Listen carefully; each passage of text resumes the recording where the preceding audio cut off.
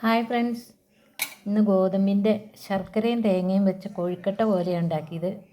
രണ്ട് മൂന്നെണ്ണം ഉരുണ്ടതും രണ്ട് മൂന്നെണ്ണം നീണ്ടതുമാണ്.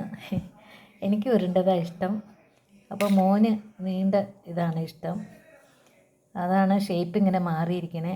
ഇത് പരത്തിയിട്ട് അട പോലെയാക്കിയതാണിത്, ഇലയില്ലാത്ത. ഇത് പിന്നെ കൊഴുക്കട്ട പോലെ തന്നെയാണ്.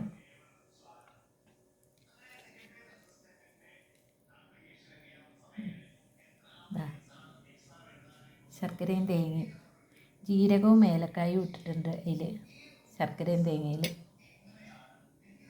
ഈ ഫ്രൂട്ട്സ് എല്ലാം രാത്രിയാണ് കഴിക്കുന്നത്. മക്കൾ രാത്രി ഫുഡ് കഴിക്കുന്നില്ല, ഞാനും കഴിക്കാറില്ല ചിലപ്പോഴൊന്നും.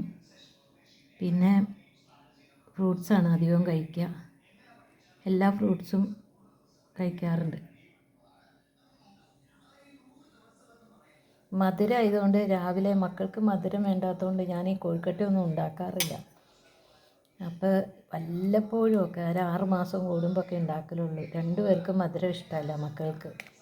എനിക്ക് മധുരം ഇഷ്ടമാണ്, പക്ഷേ ഞാൻ അങ്ങനെ മധുരം ഇപ്പോൾ കൂട്ടാറില്ല. മക്കൾ കൂട്ടാത്തതുകൊണ്ട് ഞാനും കൂട്ടാറില്ല. ഇതാണ് ഇന്നത്തെ ബ്രേക്ക്ഫാസ്റ്റ്.